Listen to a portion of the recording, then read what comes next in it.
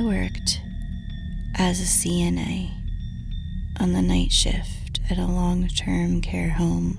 I had a resident bell ring at 2:59 a.m. I went in and asked her what she needed, and she proceeded to yell that there was a man in her bathroom, and I needed to get him out. We had people who wandered into other patient rooms, so I asked her what the man looked like, and she said that he was a black figure and he had no face. I calmed her down and then told whoever was in the bathroom that they had to leave her alone. I then went back to my charting. Around 3:10, I had another call bell ring, but from the other side of the floor, from where the first bell went off. I went into this resident's room. This particular resident would ask for pain meds around this time, and I asked if he needed meds. He told me, and I quote, "There's a creepy man in my room with no face. You need to get him out." My blood ran cold, and I had a nurse stay with me on the floor for the rest of my shift.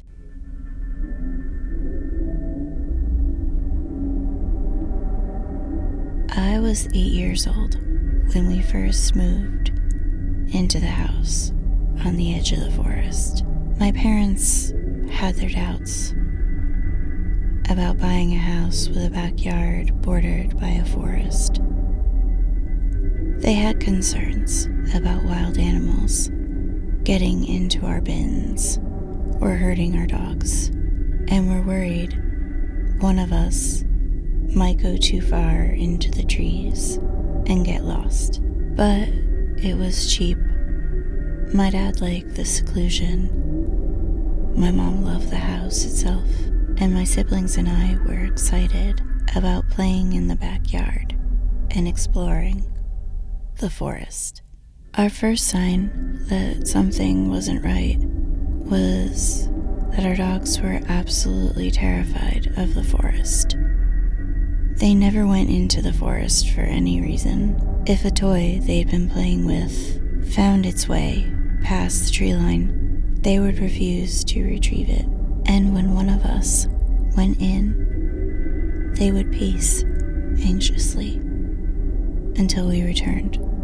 On occasion, we'd notice the dogs staring at a spot in the forest in obvious distress, sometimes growling or barking, but we could never see anything there. My brother once carried one of the dogs into the trees to show her there was nothing scary about it, but she wriggled out of his grip and sprinted into the house in a panic. If we were in the backyard when it was getting dark, we sometimes heard noises, like someone was walking through the forest, sticks crunching underfoot, branches being pushed aside. If we called out, there was no response. But if we shined a flashlight around, we would occasionally catch a glimpse for just a split second of something that we could swear looked like a person walking around in the dark. My parents quickly banned us from entering the forest at all after dark, and even during the day, we weren't allowed to go out of sight of the house. My sister's bedroom window looked out at the backyard and the forest beyond, and she remembers looking out her window one night and seeing a shadowy figure standing right at the edge of the backyard. She says there's something wrong with it, like it wasn't quite standing on the ground, and it was a little too tall to be a person, and it was sort of distorted. And she was convinced it was staring at her. She called for our dad, saying there was a man in the yard staring through her window, and when he ran outside, to chase off whatever it was. She continued to watch the figure. It didn't move away, but when the light from our dad's flashlight passed over it, it suddenly just wasn't there anymore. We regularly heard knocking at the back door at night with no one there. Our parents thought it was teenagers playing pranks and even stopped bothering opening the door until one rainy night when the knocking was persistent and agitated. My mom pointed out there might be someone needing shelter from the heavy rain outside. But when she opened the door, not only was there no one there, but there were no wet footprints on the porch. The knocking continued the whole time we lived there. It would happen several times in the span of a few weeks, then stop for months, then start up again. My parents eventually installed a security camera, and there was never anyone at the door. The camera wasn't all useless though. About 3 years into living there, my brother started having night terrors and sleepwalking. When he went sleepwalking, he would always go out to the back door and start walking towards the forest. My mom, being a light sleeper, would hear the door open and would run out to get him before he made it into the forest. After the third or fourth time it happened, my brother asked to see the camera footage because he wanted to see how he looked when sleepwalking. I guess thinking it looked funny. The footage showed him walking out onto the porch, then pausing as if listening to something and shaking his head, then reluctantly walking forward as if being pulled or forcefully guided by something. One evening, my dad was in the backyard, and he heard my sister calling him from the forest, seemingly in distress. Thinking she'd gone exploring in the forest and falling over and hurt herself, he ran in and started calling to her, but quickly realized it was too dark to see her, and he couldn't pinpoint where her voice was coming from. He told her to wait where she was while he grabbed a flashlight. When he ran back into the house for the flashlight, he saw my sister inside, safe and completely unconcerned.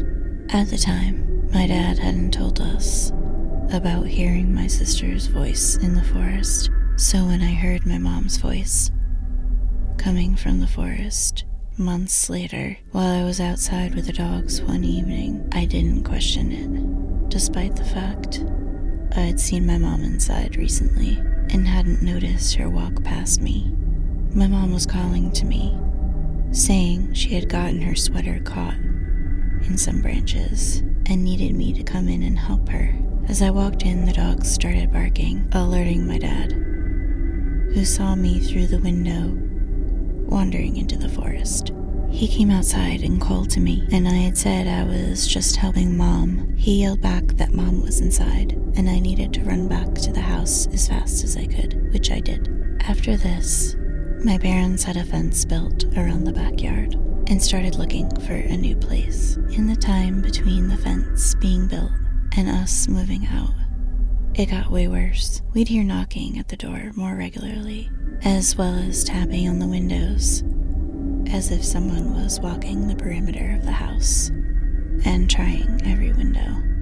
We would often hear scratching and scraping sounds on the fence and voices beyond it. My brother's night terrors got more frequent, and one night my mom didn't hear the door open when he went sleepwalking, and he woke up standing at the fence, staring into the forest with the dogs barking at him. The last morning we spent there, less than 4 years after we moved in, we woke up to find the back door fully open, and the security camera footage showed it slowly swung open on its own. Since moving out, my brother's sleepwalking has stopped, though he still gets night terrors, and he suffers from pretty severe anxiety. A few nights ago, he called me out of the blue, and after a bit of small talk, he asked me if I think the door being opened that final night means whatever was out there finally got in. He He was trying to make light of it, saying he was getting into the spirit of Halloween, joking about how maybe we all should get exorcised, just in case something latched onto us all those years ago. But I think he's deeply bothered by everything that happened. I know I am still little. I still get nervous around dark wooded areas.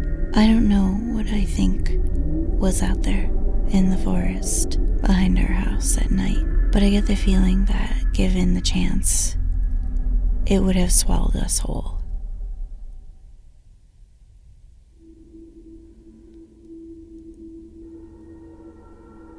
I work in insurance, investing, inspecting property claims, conducting site visits in the field. I typically call people about a half hour before arriving for the appointment, just to make sure they remember the appointment and will be home. This one particular claim I had in Newcastle, PA, which is about an hour northwest of Pittsburgh.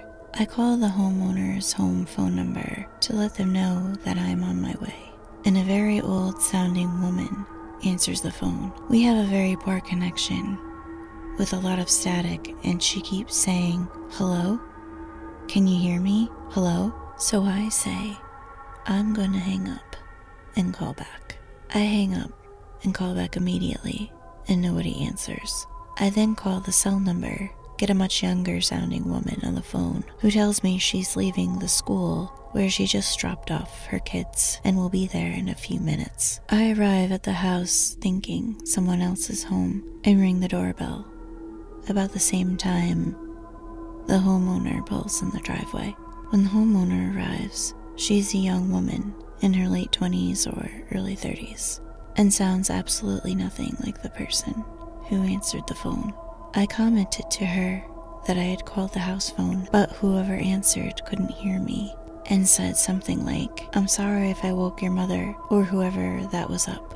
She looks confused and says, "I must have called the wrong number because no one was home," wanting to make sure we had the right information for her, and she confirms that's her home phone number. She asked me what the lady sounded like, and I told her it sounded like an old woman on the phone. She turns pale and looks very scared, tells me I'm freaking her out because her family recently moved in, and she swears she has thought that their house is haunted by an old woman. So, at this point, the homeowner is very agitated about what happened, so I try to make sense of it and ask her if she thinks we could call the police in the event that someone had broken into her home and answered the phone.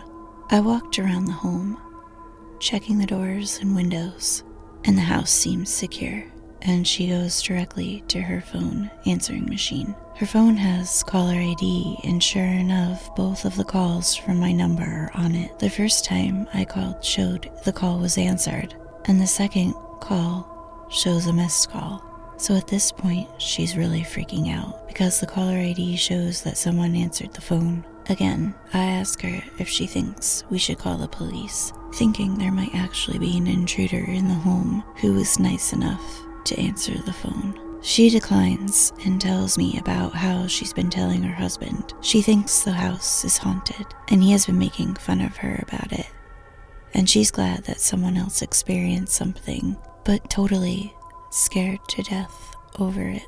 The homeowner proceeds to tell me how strange things similar to this have been happening at the house, with a lot of activity taking place in the attic. Turns out, the attic is exactly where I have to inspect the damage. She refused to go up into the attic with me and pointed to me in the right direction and stood at the bottom of the steps, nervously clutching a flashlight and her cell phone. I was pretty freaked out myself at this point, either expecting an intruder to jump out at me or to see a ghost.